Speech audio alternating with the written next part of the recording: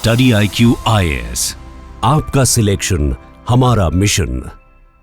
नमस्कार दोस्तों पाकिस्तान के अंदर एक बहुत बड़ा ह्यूमैनिटेरियन क्राइसिस आ सकता है। इमेजिन करके देखिए, आपके देश में लोगों को एसेंशियल मेडिसिन ना मिले, कितना बड़ा संकट हो जाएगा। कुछ वैसा ही पाकिस्तान में सिचुएशन बन रहा है, जिसकी वजह से उन्होंने इमरजेंसी स्टेप्स लेना स्टार्ट कर दिए। आप देख सकते हो खबर, Pakistan takes emergency steps for pharma supplies after India halts trade. तो पूरी तरह से मतलब भारत और पाकिस्तान के बीच में जो ट्रेड है वो पूरी तरह से अब बंद कर दिया गया है। पहले क्या होता था कि थोड़ा बहुत एक्सेप्शंस रख दिया जाता था ह्यूमैनिटी को देखते हुए बहुत सारे, लेकिन अभी जो पहलगाम में हुआ है इसमें भारत कोई भी ढिलाई नहीं करना चाहता एंड इसी की वजह से आपको ये पूरा प्रॉब्लम देखने को मिलेगा। इसको थोड़ा सा डिटेल में समझेंगे कि हो क्या रहा है पाकिस्तान में, क्या पाकिस्तान कर रहा है और भारत पर कैसे ये डिपेंडेंट है। चलिए आगे बढ़ते हैं, लेकिन उससे पहले आप सबको बता दूं, स्टडी IQ पर अगर आप कोई भी कोर्स बैच लेते हैं, जैसे हमारा यूपीएससी का जो फाउंडेशन बैच है 2026 के लिए या फिर 2027 की तैयारी कर रहे हैं, इस समय अचीवर्स कार्निवल के दौरान आपको एक्स्ट्रा डिस्काउंट दिया जा रहा है। You can use this code Ankit live to get maximum discount और इसका जो लिंक है वो कमेंट सेक्शन में दिया हुआ है। चलिए शुरुआत करते हैं। देखिए, सबसे पहले मैं आपको बता दूं, पाकिस्तान इस समय बहुत बड़े संकट से गुजर सकता है क्योंकि भारत के साथ ट्रेड ठप हुआ है। देखिए, भारत पाकिस्तान के ऊपर ऐसा कोई डिपेंडेंट नहीं था, लेकिन पाकिस्तान अगर आप देखोगे तो काफी हद तक फार्मास्यूटिकल इंडस्ट्री में जो एसेंशियल मेडिसिन होती हैं, सप्लाई चेन होता है, हर चीज के ऊपर डिपेंडेंट था। इनफैक्ट अगर पाकिस्तान थोड़ी बहुत मेडिसिन बनाता भी था तो उसका रॉ मटेरियल की जो सप्लाई है वो भी भारत से ही की जाती थी। इसका बैकग्राउंड कॉन्टेक्स्ट आपको समझना होगा। ऑब्वियस सी बात है, ये सारी चीजें पहलगाम जो टेरर अटैक हुआ था उसके बैकड्रॉप में हो रहा है और ऑब्वियस सी बात है, यहां पर भारत ने डिसाइड किया सबसे पहले कि जो ट्रेड रिलेशंस है उसको हम पूरी तरह से खत्म कर देंगे। मतलब यहां पर पाकिस्तान के साथ जितना भी बायलैटरल ट्रेड है वो पूरी तरह से ठप हो गया है, इंक्लूडिंग फार्मास्यूटिकल सेक्टर। और मैं आपको बता दूं, पाकिस्तान की डिपेंडेंसी अगर आप देखोगे, मतलब भारत के ऊपर जो भारत से फार्मास्यूटिकल रॉ मटेरियल्स मंगाता है, तो उसमें आप देख सकते हो API, एक्टिव फार्मास्यूटिकल इंग्रेडिएंट, ये एक प्रकार का रॉ मटेरियल होता है। अगर आपको कोई भी मेडिसिन बनानी हो ना, उसमें आपको API की जरूरत पड़ेगी ही पड़ेगी, बिना इसके आप मेडिसिन नहीं बना सकते। फिर इसके अलावा जो इंटरमीडिएरी ड्रग्स हो गए, लाइफ सेविंग इंजेक्शन हो गया, एंटी रेबीज हो गया, एंटी स्नेक वेनम हो गया, हाई एंड जो कैंसर ड्रग्स हैं, इन सारी चीजों पर पाकिस्तान डिपेंडेंट है। अच्छा, अभी करंट क्राइसिस की अगर हम बात करें तो इमीडिएट बेसिस पर ये जो ट्रेड सस्पेंड हुआ है, इसकी वजह से पाकिस्तान की जो फार्मास्यूटिकल इंडस्ट्री है वो इमरजेंसी सिचुएशन में आ चुकी है। यहां पर जो सप्लाई चेन है क्रिटिकल मेडिसिन का वो पूरी तरह से डिसरप्ट हो गया है। जो थोड़ा बहुत स्टॉक बचा हुआ था पाकिस्तान के अंदर वो तेजी से डिटोरिएट होता जा रहा है। अब क्या है कि पाकिस्तान में आप देखोगे वहां की जो फैक्ट्रीज हैं, हॉस्पिटल्स हैं, वो यहां पर बेसिक और एडवांस मेडिसिन हर चीज के लिए कहीं ना कहीं खोजने की कोशिश कर रहे हैं, तलाश करने की कोशिश कर रहे हैं। उनको समझ नहीं आ रहा कि आखिरकार कहां से मंगाया जाए। और इसी को देखते हुए वहां की जो बॉडी है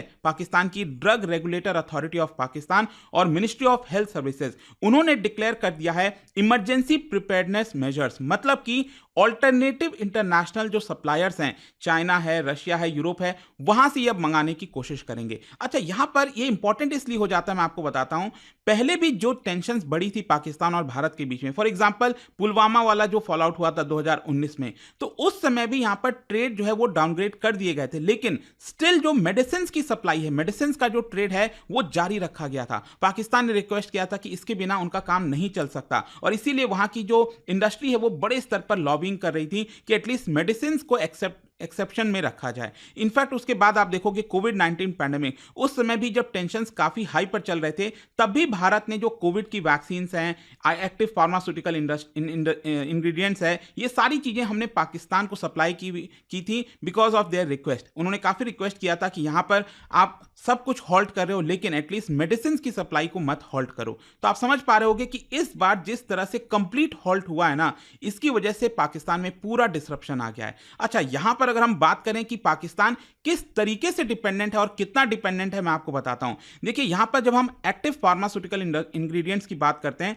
तो लगभग 30 to 40% ये भारत के मैन्युफैक्चरर से मंगाते थे। फिर इसके अलावा जो फिनिश्ड फॉर्मुलेशन होता है, कैंसर से रिलेटेड जो बनी हुई दवाइयां होती हैं, वो भी आपका डायरेक्टली भारत से इंपोर्ट किया जाता था। कुछ रेयर वैक्सीन हो गए, एंटी टॉक्सिन्स हो गया, फॉर एग्जांपल मैंने आपको बताया था रेबीज वैक्सीन के बारे में, तो ये सारी चीजें भी भारत से ही मंगाते थे और उसका अगर क्रिटिकल इंग्रेडिएंट है ना, वो भी भारत से ही यहां पर मंगाया जाता था। अच्छा, यहां पर अगर आप देखोगे तो जो इंडियन कंपनीज हैं वो स्पेसिफिक पाकिस्तान रिक्वायर्ड रिक्वायर्ड जो कुछ इंपॉर्टेंट ड्रग्स होते हैं वो भी भारत सप्लाई करता था। मतलब पाकिस्तान की जो रिक्वायरमेंट थी ना, मान लो वहां के जो फर्म्स हैं वो इंडिपेंडेंटली उसको बना ही नहीं सकते। दैट इज वाई वो टेलर्ड में स्पेसिफिकली पाकिस्तान के लिए वो पर्टिकुलर मेडिसिन जो है वो भी भारत के द्वारा ही सप्लाई की जाती थी। तो आप समझ पा रहे होंगे कि पाकिस्तान फार्मास्यूटिकल इंडस्ट्री में भारत पर कितना ज्यादा डिपेंडेंट था। अच्छा, इसमें अगर हम अलग अलग ड्रग्स की बात करें जिसकी शॉर्टेज बड़े स्तर पर देखने को मिल रही है पाकिस्तान में, anti cancer drugs, anti rabies, anti snake venom हो गया, HIV ट्रीटमेंट से रिलेटेड जो ड्रग्स हो गए, मोनोक्लोनल एंटीबॉडीज, फिर इसके अलावा ब्लड क्लॉटिंग जो एजेंट्स होते हैं, क्रिटिकल केयर एंटीबायोटिक्स जो होता है, ये सब चीज़ों का आपको इमीडिएट बेसिस पर काफ़ी बड़ा शॉर्टेज देखने को मिलेगा। अच्छा, इसको देखते हुए पाकिस्तान की सरकार क्या कर रही है, जो वहाँ की अथॉरिटी है DRAP, उन्होंने इमरजेंसी इंपोर्ट एक्टिवेट कर दिया है। चाइना, रशिया, टर्की यहाँ से वो मंगाने की कोशिश कर रहे हैं। साथ ही साथ जो इमरजेंसी यूज अथॉराइजेशन है फॉरेन फार्मा कंपनीज से मंगाने के लिए, वो भी यहां पर उन्होंने फास्ट ट्रैक पर डाल दिया है। फिर इसके अलावा अगर आप देखोगे तो यहां पर गवर्नमेंट से अपील की जा रही है, जो पाकिस्तान के अंदर कंपनीज हैं फार्मास्यूटिकल से रिलेटेड, वो लॉबिंग कर रही हैं पाकिस्तान सरकार से कि आप प्लीज भारत से बात करिए कि ये जो ट्रेड बैन हुआ है, एटलीस्ट इसमें यहां पर जो फार्मास्यूटिकल है, एसेंशियल मेडिसिन है, एटलीस्ट उसकी सप्लाई यहां पर जारी रखा जाए। क्योंकि आपको मैं बताता हूं, पाकिस्तान ने एक पॉलिसी जारी की थी, इंपोर्ट पॉलिसी ऑर्डर 2022। उस समय भी इन्होंने कहा था कि भारत से हम ट्रेड नहीं करेंगे, लेकिन उस वक्त भी यहां पर जो एसेंशियल मेडिसिन था उसको एग्जेम्प्ट किया गया था कि वो भारत से मंगा सकते हैं। आप समझ रहे हो, पाकिस्तान ऊपरी तौर पर दिखा रहा था कि हम भारत से ट्रेड नहीं करेंगे, ऐसा है वैसा है, लेकिन यहां पर अगर आप उसके डिटेल में जाओगे तो इस तरह के एक्सेप्शंस रखे गए थे।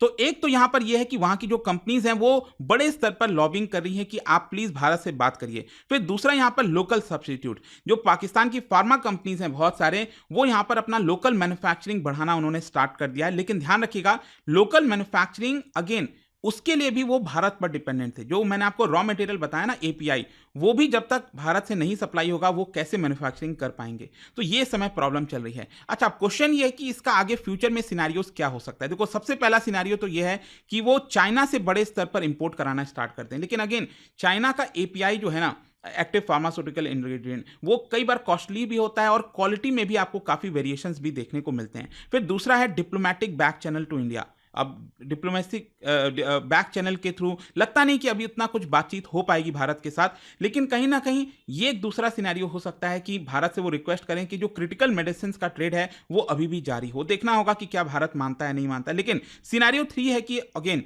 डोमेस्टिक जो इंडस्ट्री है उसको रैंप अप किया जाए, लेकिन अगेन देखो उसमें बहुत टाइम लग सकता है। फिर चौथा यही है कि अगर ये सारी चीजें नहीं हो पाती हैं तो हेल्थ केयर क्राइसिस आ सकता है पाकिस्तान में। जो मेडिसिन के प्राइसेस हैं वो तो डेफिनेटली बढ़ने वाले हैं। तो ओवरऑल पाकिस्तान के लिए प्रॉब्लम्स क्या है, एक तो मैं आपको बताऊं तो मान लो अगर पाकिस्तान चाहता भी है कि वो दूसरे देशों से मेडिसिन मंगाए तो उसके लिए भी तो उसको पेमेंट करना होगा ना। वो डॉलर्स कहां से लाएगा, फॉरेक्स रिजर्व उसका ऑलरेडी एकदम ऑल टाइम लो पर चल रहा है, तो वो सारी चीजें कैसे कर पाएगा। फिर दूसरा है कि अगर मान लो यूरोप जैसे देशों से वो मंगाता है तो रूल्स एंड रेगुलेशंस भी है ना कि आपको पहले पाकिस्तान में उसको अप्रूव करना होता है, टेस्टिंग होती है, सर्टिफिकेशन होता है, तो वो सारी चीजें करने में बहुत महीने लग जाते हैं। हो सकता है कि पाकिस्तान उसको इमरजेंसी यूज के लिए अलाउ कर दे।